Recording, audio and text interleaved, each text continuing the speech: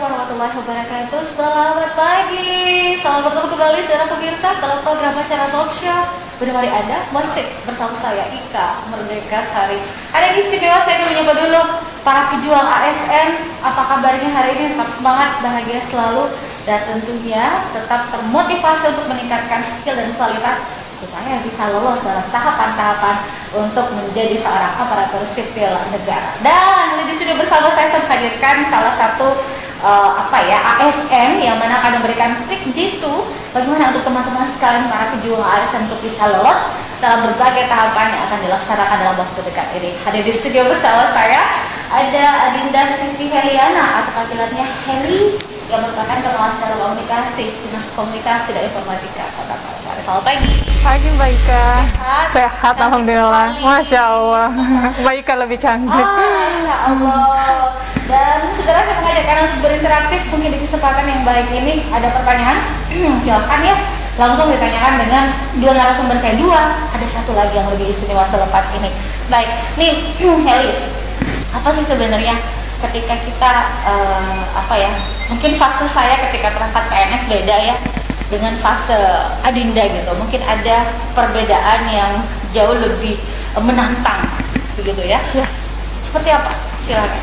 Oke, terkait menantang ya, alhamdulillah saya angkatan saya itu adalah angkatan COVID, biasanya sering disebutnya karena kami CPNS angkatan 2019, di mana antara SKD kan CPNS ada dua tahap, SKD dan SKB. Dari SKD menuju SKB itu ada namanya masa pandemi yang dimana hari ini sedang happeningnya ataupun sedang trending topik. Dan pada saat fase SKD menuju SKB-nya itu sendiri, kita menunggu kapan sih jadwal SKB-nya, apakah kita lulus atau tidak, apakah pandemi akan berakhir, apakah tes ini akan berlanjut. Nah, itu salah satu tantangan kita adalah kita takut apakah ini akan berlanjut atau tidak. Karena case-nya yang saya alami pada saat itu, saya mengambil resign dulu sampai akhirnya fokus untuk tes CPNS. Di masa menunggu itu juga sedang kosong, kerja freelance sampai pada akhirnya alhamdulillah rezekinya tahun ini lulus CPNS 2019. Oke. Jadi sebelumnya resign ya? Resign, Mbak. Sebelumnya di mana dulu? Oh, sebelumnya saya kerja di perusahaan swasta. Jadi 6 tahun saya kerja di perusahaan swasta. Di tahun 2018 saya daftar untuk pertama kalinya CPNS dan akhirnya gagal. Tapi tesnya belum beruntung. Saya tidak suka mendengar gagal. Saya belum beruntung di tahun 2018, walau pada akhirnya sebenarnya ikut tes dari tes SKD sampai SKB, tapi memang belum rezekinya. Terus lebih matang lagi persiapannya di CPNS 2019 dan alhamdulillah rezekinya di CPNS tahun 2019. Oke, pasti seperti yang saya bilang, kalau saya sendiri tahun 2014 ya, kalau saya itu memang ada beberapa signifikan difference, maksudnya perbedaan yang sangat signifikan dibandingkan adik-adik junior saya gitu yang lulus ASN, karena tahapan-tahapan yang dilakukan range-nya cukup panjang, apalagi Anda di tengah pandemi itu kan yang paling perlu diasah ini adalah sabar menanti. Betul. Sabar menanti dan menunggu gitu ya. Nah, ini kalau Heli, fase atau mungkin yang paling sulit dilalui untuk tahapan seleksi ASN kemarin itu apa? Ya, tadi sih Mbak sudah disebutkan terkait tahap menunggunya. Apakah kita lulus SKD atau tidak? Terus yang kedua adalah sepanjang menunggu itu apa yang harus kita lakukan? Kadang kan ada godaan lulus atau tidak, apa kita harus persiapan SKB? Tes yang keduanya Mbak, SKB itu kemampuan bidang. Jadi pada saat itu pandemi, kaum rebahan mulai rame juga, jadi kita mau belajar atau tidak, takutnya lolos atau tidak, sampai pada akhirnya ya jadwal SKB datang dan akhirnya juga kita ada penentuan kelulusan itu sendiri. Kayak begitu sih Mbak, takut di PHP kan. Di PHP kan. Baik, ini tapi seperti kalau pertanyaan saya belum merasa terjawab di pertanyaan saya Heli ya. Tadi maksud saya adalah kan ada beberapa rangkaian tes gitu kan, betul, ada SKB, yang lain-lain. Kalau menurut Heli secara personal, yang mana yang jauh lebih sulit untuk dilalui begitu? Oke. Saya paham, ini masuk ke tesnya ya kan ada dua, yang pertama SKD. Nah, antara SKD dan SKB, saya pikir itu dua tantangan yang sama sulitnya Mbak. Kenapa? Karena di SKD itu kita akan ujian di mana kita tidak tahu berapa jumlah lawan kita, baru ketahuannya setelah pengumuman SKD. Terus kita juga tidak tahu kapan soal-soal apa saja yang akan keluar, walaupun nanti pada akhirnya menjelang ujian itu ada istilah FR, field report. Nah, itu sangat membantu bagi para calon atau peserta CASN. Terus yang kedua yang di SKB itu sendiri, nah ini juga lebih menantang lagi Mbak. Kebetulan posisi saya kan pengawas telekomunikasi ya, di mana se-Indonesia itu cuma ada 10 instansi yang membuka formasi itu. Beda halnya ketika kita mendaftar seorang guru, bidan dan sebagainya, itu kan adalah jurusan-jurusan yang umum yang pada akhirnya kita akan mudah mencari soal-soalnya. Sedangkan di tahap SKB ini saya harus mencari siapa lawan saya, siapa teman saya yang sama-sama berjuang untuk mengambil formasi itu, sampai akhirnya kita bertemu di satu grup yang mana kita tidak tahu Mbak, itu betul-betul dari Sabang sampai Maluku yang paling jauh kita bertemu dalam satu grup, di mana dalam satu grup itu ada ada aturannya, tidak boleh ada yang lawannya kita. Akhirnya kita belajar bareng, kulik lawannya kita. Itu maksudnya gimana? Jadi ketika ada 10 instansi yang membuka ini, jadi hanya ada 10 orang yang boleh masuk di grup itu. Seleksinya kita harus mengenalkan diri siapa kita dulu, dari instansi mana. Siapa yang membuat grup ini? Inisiatif satu orang. Jadi sampai akhirnya kita berkumpul itu ada 10 orang dari berbagai daerah. Terus akhirnya kita belajar bareng online sepanjang menunggu jadwal SKB. Macam kelasnya gitu kan? Ya, teman belajar sih lebih tepatnya, kita punya teman belajar. Sampai pada akhirnya ujian SKB pun berlangsung, dan alhamdulillah dari 10 orang itu ada sekitar hampir 50%-nya kita lolos. Di hampir 50%, 4 orang lebih tepatnya, 4 orang dari 10 orang. 4 orang dari 10 orang. Oke. Saya ingin ini mungkin ada trik sukses. Pasti di kelas itu kita kan beberapa kali ada kelas-kelas atau teman belajar. Biasanya kita akan mengevaluasi kenapa sampai tidak lulus yang 60%. Padahal sistem di luar daripada keberuntungan ya.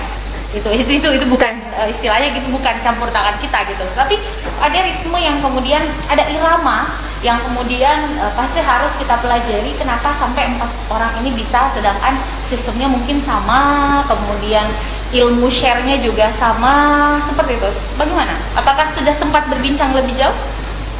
Sejauh ini sih Mbak, kalau yang saya pelajari ya sambil diskusi dengan beberapa teman yang lolos juga, semakin sering, tipsnya sih sebenarnya semakin sering kita mengulang-ulang soal, semakin sering semakin banyak wawasan kita soal-soalan.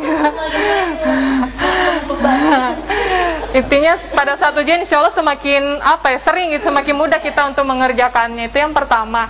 Yang kedua mungkin tiap orang kan masing-masing ada caranya ya, bagaimana dia menyukseskan dirinya sendiri. Semisal ada yang sudah belajar, terus tidak lupa juga berdoa.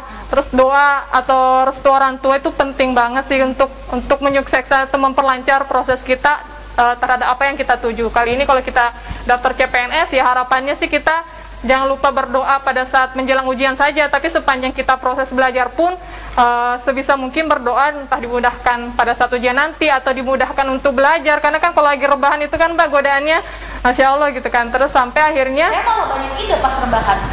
Saya malah tidak sepakat dengan orang yang bilang gini, yang kaum rebahan ya, justru rebahan saat ini menurut bagi saya ya, istilahnya yang mungkin punya asumsi yang berbeda, mungkin tanggapan beda. Kalau saya pribadi malah ketika saya rebahan ide itu muncul, tergantung nawaitunya kita aja. Betul Mbak. Kembali. Terus terakhir tadi tipsnya ya tadi pada saat mengerjakan soal biasakan dalam kondisi ujian. Jadi kita ada timingnya pada saat mengerjakan. Kalau kita lihat sekarang ada aturan baru dari Permenpan RB nomor 27 2021 terkait kisi-kisi materi, passing grade dan lain sebagainya. Itu berbeda dengan tahun sebelumnya, tahun saya, di mana tahun ini kan ada 110 soal, di mana dalam waktu pengerjaannya itu 100 menit.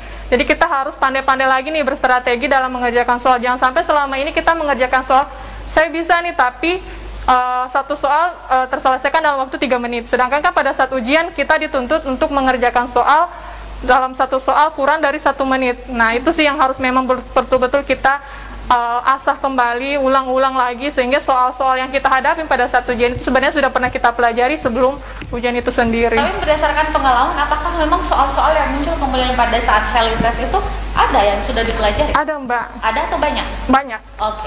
sangat banyak. Karena memang pada akhirnya saya misalkan daftar CPNS 2018, buku saya di CPNS 2018 saya pakai lagi di CPNS 2019, dan itu masih sangat bermanfaat untuk saya gunakan pada saat ujian nanti. Saat ujian begitu. Karena kan kisi-kisi itu selalu hampir sama tiap tahun. Soal TIU itu kan dia, karena dia ilmu pasti ya, matematika, tidak mungkin kan 2 tambah 5 hari ini 7, besok 2 tambah 5 9. Nah, itu sih yang memang perlu. Kalau bercanda kadang-kadang ya, itu yang pasti tidak berubah dong Ya, ya. tidak akan berubah. Waktu buku SD saya 2 tambah 7 segitu gitu. Sampai sekarang belum move on. Ya gitu ya. Baik. Nah, pasti seperti saya bilang, setiap orang punya treatment, setiap orang punya album sejarahnya masing-masing dalam kenapa? Ini pertanyaan yang paling mendasar sebenarnya. Kenapa kamu pengen jadi PNS?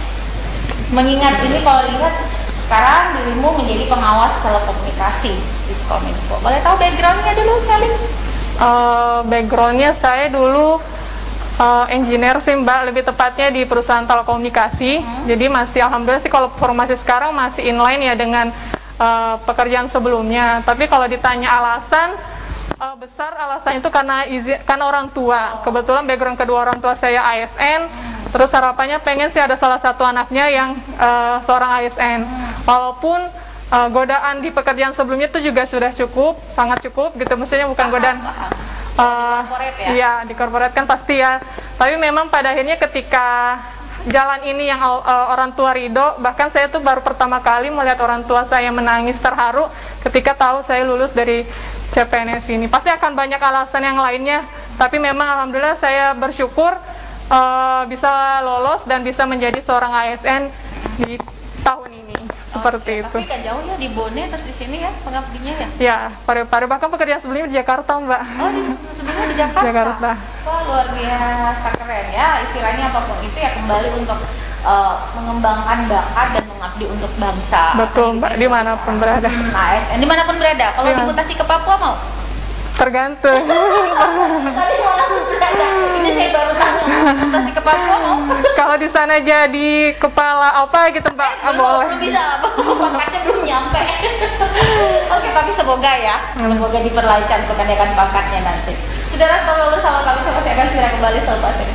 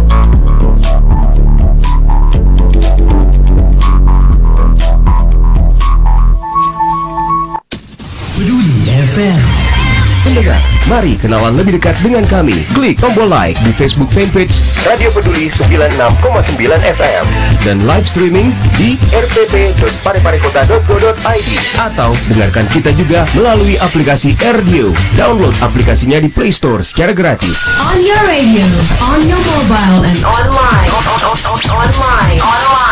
Your number one hit music station. 96.9. Radio Peduli FM.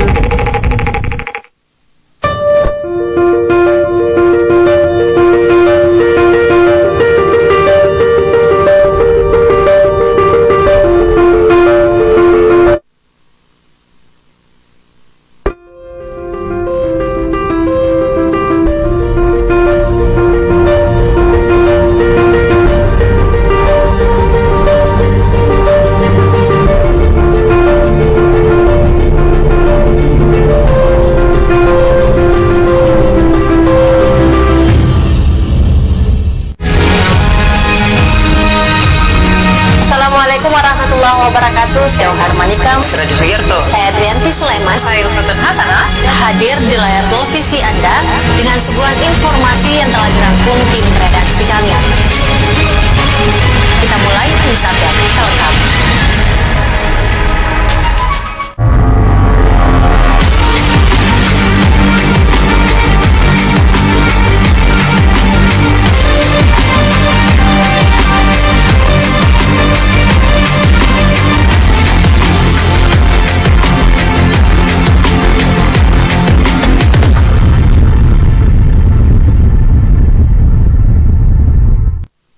Saudara pemirsa, apa sih bersama kami, bersama Heli, tentunya salah satu influencer ya untuk teman-teman para pejuang ASN, dengan sekelumit tadi sejarah yang luar biasa dan berharga yang di-share untuk teman-teman sekalian. Baik, ini sebenarnya kan gini, semua secara apa ya, normal kita pasti punya psikologi yang up and down gitu kan, kadang naik kadang turun gitu.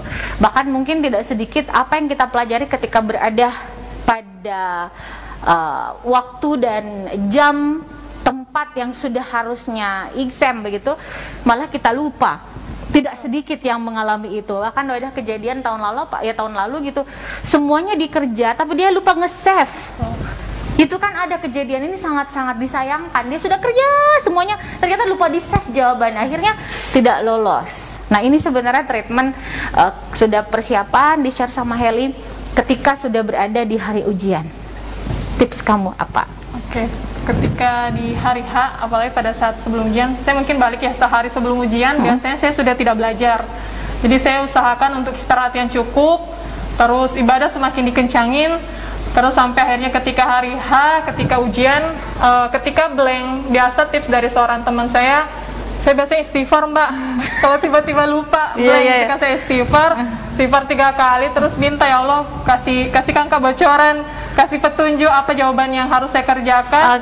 Sampai akhirnya betul-betul kalau masih blank, ya sudah, bismillah saja yang mana yang bisa dijawab. Nah itu kalau sepanjang ujian pun juga kita harus siapkan selain mental ya fisik juga. Jadi karena tadi kenapa kita perlu istirahat sebelumnya, karena pada saat ujian tuh karena suasana hening, itu tuh akhirnya kita bisa ngantuk, Mbak. Betul, itu betul-betul bisa dan ngantuk. Suasana tiba-tiba langsung jadi mencekam. Ya, sangat mencekam sampai akhirnya kita lupa lah apa perasaan kemarin sudah bekerja ini soal terus akhirnya kok blank.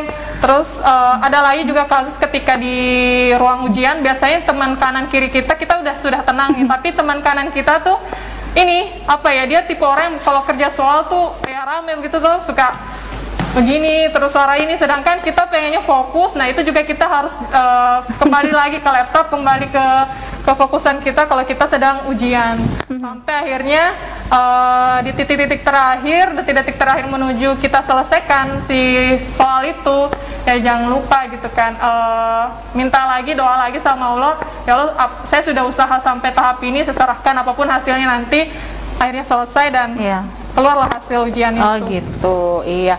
Tapi karena masih kalau kita ikut ujian tiba-tiba atmosfer berubah menjadi horor gitu ya. Emang kayak gitu kalau kita ujian manapun gitu ya, pasti gitu.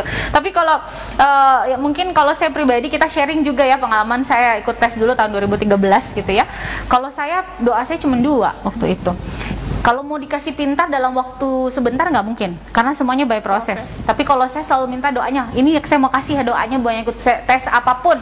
Jadi minta sama Allah, minta sama Tuhan, ya Allah tuntun tangan saya untuk memilih jawaban yang benar.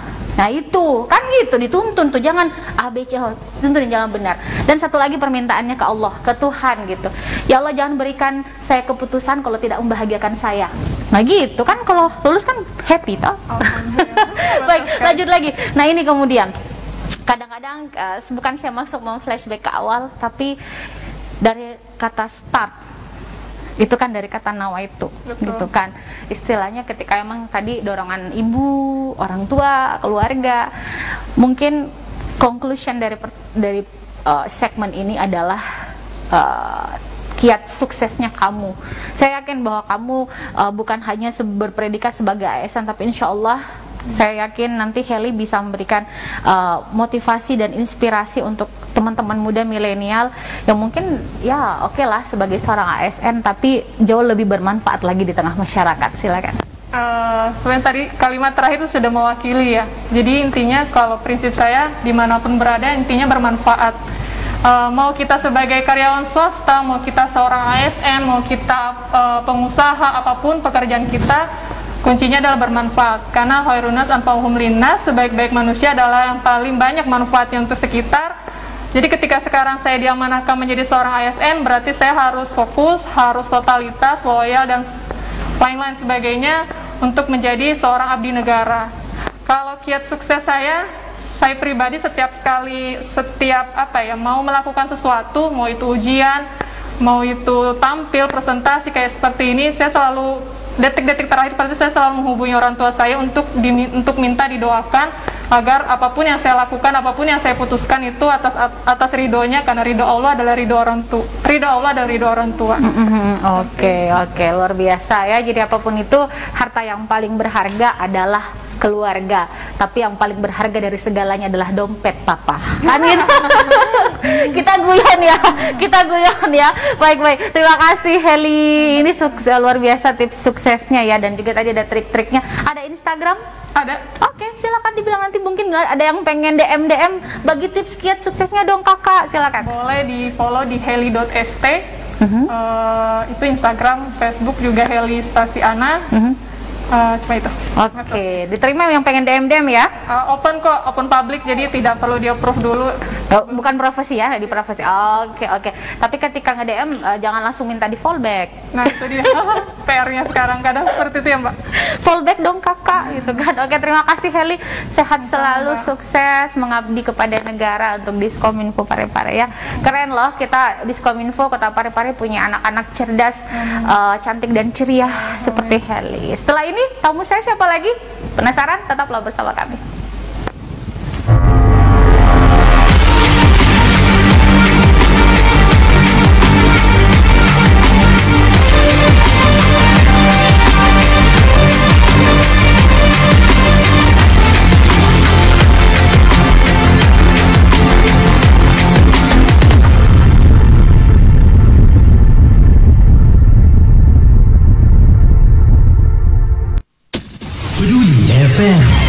Pendengar, mari kenalan lebih dekat dengan kami. Klik tombol like di Facebook fanpage Radio Peduli 96,9 FM dan live streaming di rpp.pareparekota.go.id atau dengarkan kita juga melalui aplikasi Radio. Download aplikasinya di Play Store secara gratis.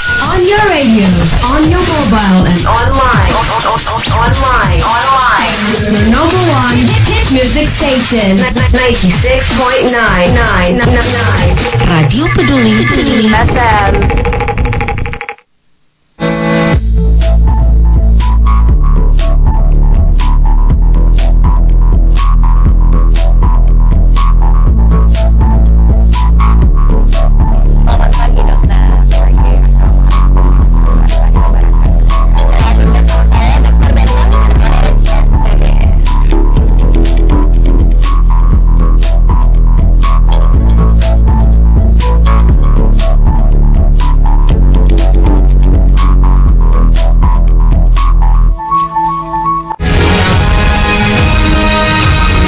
Assalamualaikum warahmatullahi wabarakatuh. Saya Harmanika, Suradi Fiyarto, saya Trianti Sulaiman, saya Sultan Hasanah, hadir di layar televisi Anda dengan suguhan informasi yang telah dirangkum tim redaksi kami. Kita mulai news update selengkapnya.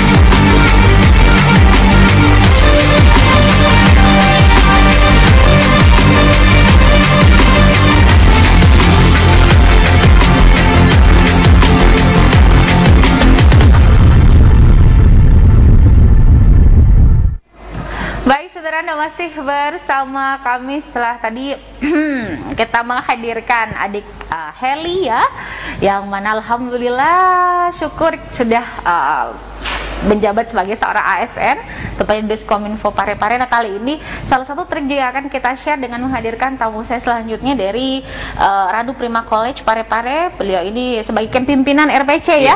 Ada panggilannya apa nih, Bapak apa Kakak? Kakak ya? Kakak Upi biasa. Kakak Upi. Kayaknya kita punya background yang sama jauh-jauh waktu tahun-tahun yang dulu ya. Sama-sama tentor ya. Oke. Baik Kakak Upi, ini tadi mungkin sempat menyimak tadi adik Heli ya share tentang trik, tips. Tapi kan pasti kalau kita di bimbingan belajar itu ada metode yang juga akurat, efisien, tapi mungkin agak sedikit berbeda. Nah, boleh di-share nih sama teman-teman pejuang ASN. Ya, jadi saya sejak lama sudah biasa membimbing persiapan tes apapun, mau tes persiapan SBMPTN, tes persiapan tes CPNS. Alhamdulillah beberapa peserta-peserta yang berhasil lolos hingga tahap akhir. Dan yang terakhir ini ya kami bersyukur yang waktu di bulan Februari lalu ada beberapa peserta didik berhasil lolos tes CPNS hingga tahap akhir yang sekolah kedinasan, salah satu sekolah kedinasan di Sekolah Tinggi Ilmu Statistik. Ada 3 orang yang sempat saya bimbing berhasil lolos hingga tahap akhir ini. Dan mereka memang mengikuti arahan dari beberapa yang tips dan trik yang saya berikan. Dan alhamdulillah dia mendapat poin tertinggi di SKD yang barusan ini. Oke. Nah, ini sebuah kesyukuran dan kebanggaan tersendiri. Ini di bawah naungan RPC ya? Iya. Oke, oleh Kakak Upi langsung yang akan mendampingi.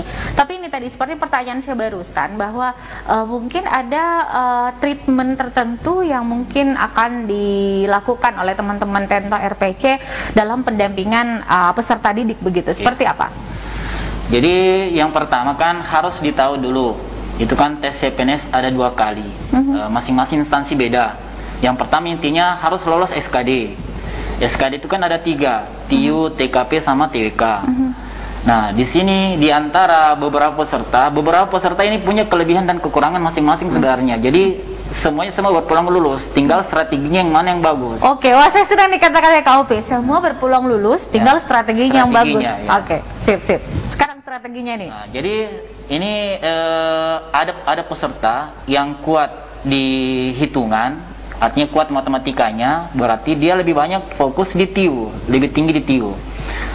Ada peserta yang lemah di matematikanya, tapi kuat dengan hafalan, berarti dia harus lebih kuat di TWK, tes wawasan kebangsaan. Nah, kalau misalnya saya sarankan buat peserta yang mungkin sebagian besar yang lemah di hitungan-hitungan, untuk itu kan di TIU tidak semua hitungan. Jadi ada beberapa di TIU materi silogisme. Jadi yang lemah di matematika itu cukup mempelajari silogisme yang penarikan kesimpulan, analogi yang sinonim antonim, figural yang soal gambar-gambar, dan juga soal analitis. Jadi kalau misalnya hitungan-hitungannya ya belakangan gitu dipelajari. Jadi cukup yang itu saja, yang selain hitungan-hitungan itu. Apalagi yang figural, yang gambar-gambar itu tahun lalu itu masuk di antara sekitar 6 sampai 7 nomor soal figural. Bayangkan kalau kita sudah benar 7 nomor figural itu sudah bagus. Dan strategi untuk bisa lolos sampai di SKD itu minimal kalau kita sudah dapat benar 22 nomor di TIU, itu sudah saya yakin pasti lolos di tahap berikutnya. Karena kalau misalnya kan aturan Kemenpan sekarang saya lihat juga sudah berubah dari tahun lalu, jumlah soal 110. Yang bertambah itu soal TKP, tahun lalu cuma 35, tahun ini bertambah jadi 45. Nah, jadi saya sampaikan sama peserta, strategi pada saat lokasi tes itu yang pertama dikerjakan itu adalah soal TKP. Nah, kenapa soal TKP? Karena di TKP ini membutuhkan, ini orang curi poin rata-rata di TKP. Karena TKP ini kan ada poinnya, maksimal 5, paling rendah nilai 1. Dan dibutuhkan konsentrasi penuh di TKP karena ini berhubungan dengan kepribadian. Kapan kita kerja di bagian akhir itu sudah kepepet waktu, sudah mau habis waktu, akhirnya kita tidak fokus. Padahal TKP ini adalah lahan untuk mengambil poin sebanyak mungkin.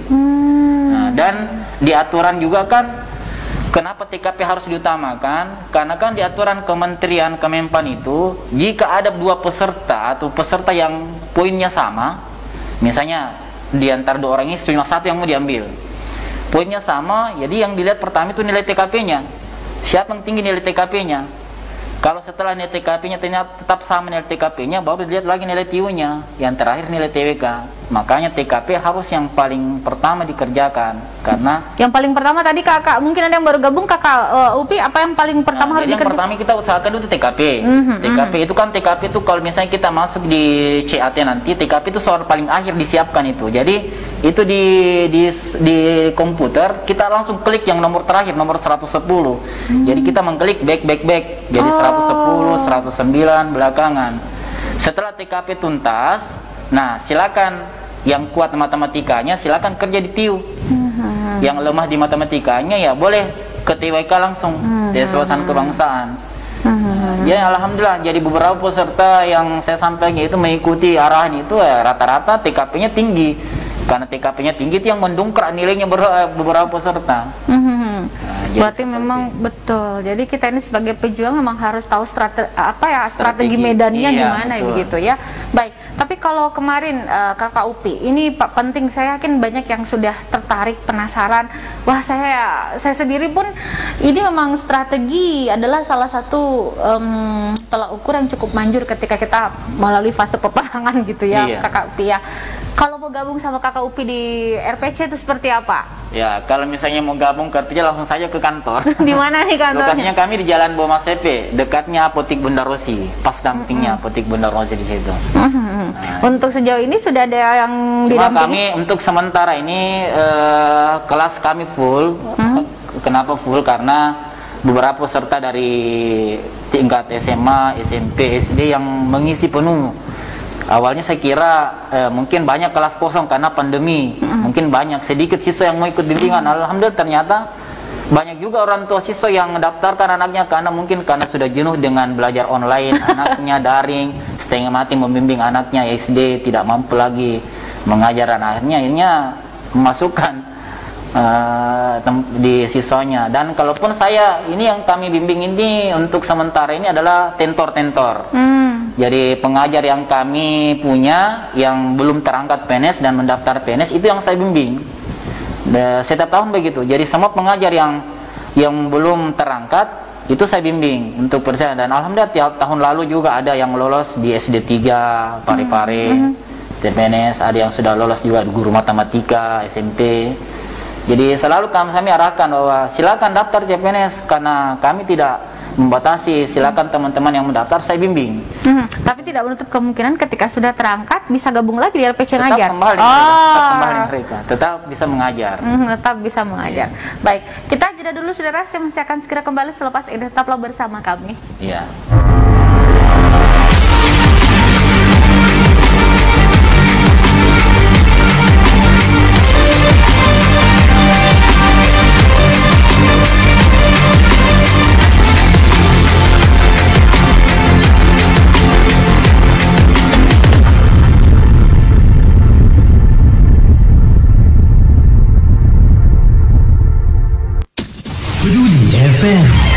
Pendengar, mari kenalan lebih dekat dengan kami. Klik tombol like di Facebook fanpage Radio Peduli 96,9 FM dan live streaming di rpp.pareparekota.go.id atau dengarkan kita juga melalui aplikasi RDio. Download aplikasinya di Play Store secara gratis.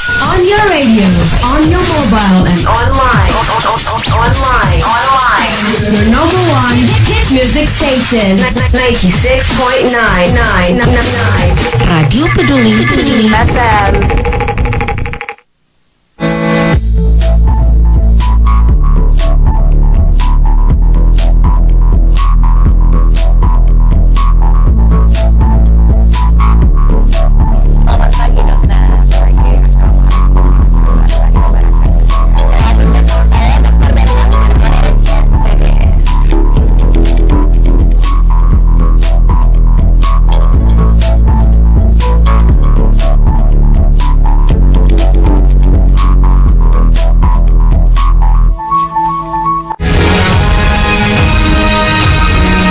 Assalamualaikum warahmatullahi wabarakatuh. Saya Harmanika, Suradi Sugierto, saya Adrianti Sulaiman, Saya Uswatun Hasanah. hadir di layar televisi Anda dengan suguhan informasi yang telah dirangkum tim redaksi kami. Kita mulai news update selengkapnya.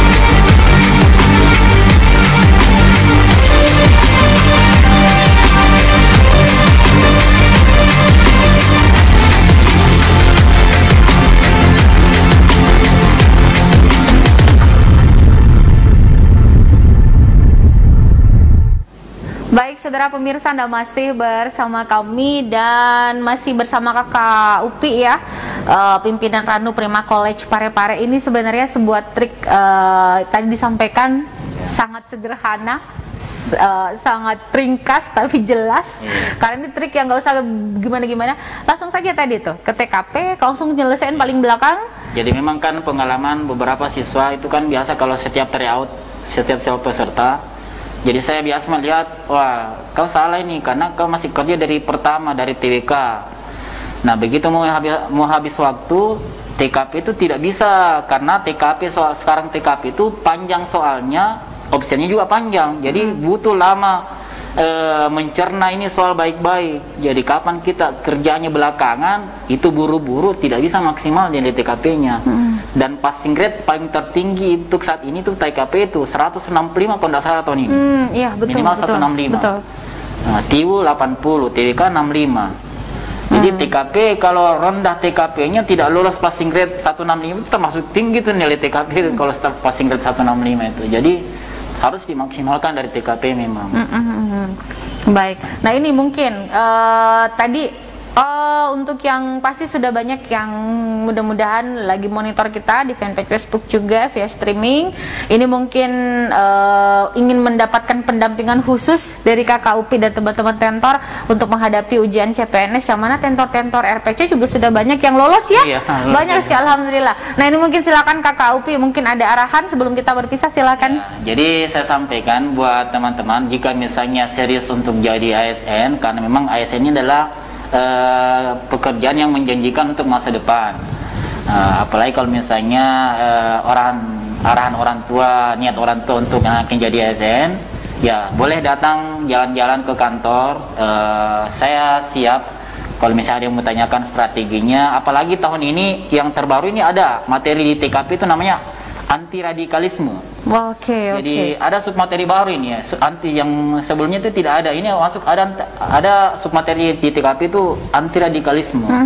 Jadi itu kalau misalnya kita tidak paham bagaimana, kan di TKP itu kan ada beberapa submateri itu. Jadi semuanya bisa ditanyakan nanti kalau datang ke kantor. Siap.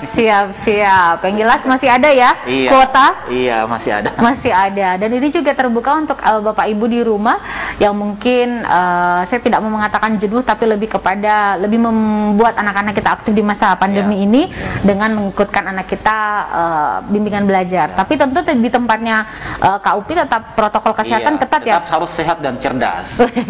Sehat dan cerdas, nggak bisa cerdas kalau nggak sehat ya. Baik, ada yang ingin disampaikan sekali lagi Kak Upi untuk pemirsa di rumah? Ya, jadi saya cuma sampaikan selama masa pandemi ini mungkin kebanyakan orang tua yang melihat anaknya sering memegang HP, sering memegang handphone, mungkin karena akibat daring. Ya, daripada misalnya kesibukannya anak-anak tidak ada tidur bareng nonton apa segala macam di HP, sebaiknya mungkin lebih baik mungkin diberikan kegiatan-kegiatan yang berbau akademik. Apakah mau misalnya siswa SD, SMP, SMA, bisa konsultasi langsung ke tempat kami di bimbingan belajar Ranu Prima College. Oke, baik. Langsung kita ini ya, ada line telepon yang bisa dihubungi Kakak? WA? Ya, nomor WA-nya bisa kalau misalnya ada yang mau tanyakan apapun tentang apapun yang berhubungan dengan akademik, nomor WA saya 085 399 793 337. Oke, saya ulang 085 399 793 337 Kakak Upi ya. Oke, tadi ini nomor pribadi Kak ya? Iya. Oke, yang langsung dibalas Kak ya. Iya. Kalau nanti ada yang ingin koordinasi, konsultasi seputar bagaimana RPC dan juga ingin pendampingan atau dibimbing langsung oleh teman-teman RPC. Terima kasih Kakak Upi, ini sama-sama. triknya luar biasa ya, luar biasa. Senang bersilaturahim ya. Iya. Bertahun-tahun baru bisa ketemu lagi. Dan saudara, semoga terkhusus untuk teman-teman pejuang ASN, semoga semuanya bisa mendapatkan hasil yang memuaskan dan menggembirakan ya. Tetap semangat, jaga kesehatan yang paling utama, dan yang pasti tetap berdoa semoga Tuhan yang Maha Kuasa Allah Subhanahu wa taala melimpahi keberkahan bagi Anda dan kita semua. Amin. Tetap sehat dan semangat, jaga kesehatan, prokes tetap dijaga. Terima kasih sekali lagi Kakak Upi, salam untuk teman-teman tentor ya. Dan saudara, saya pamit. Wassalamualaikum warahmatullahi wabarakatuh dan selamat melanjutkan aktivitas. Sampai jumpa.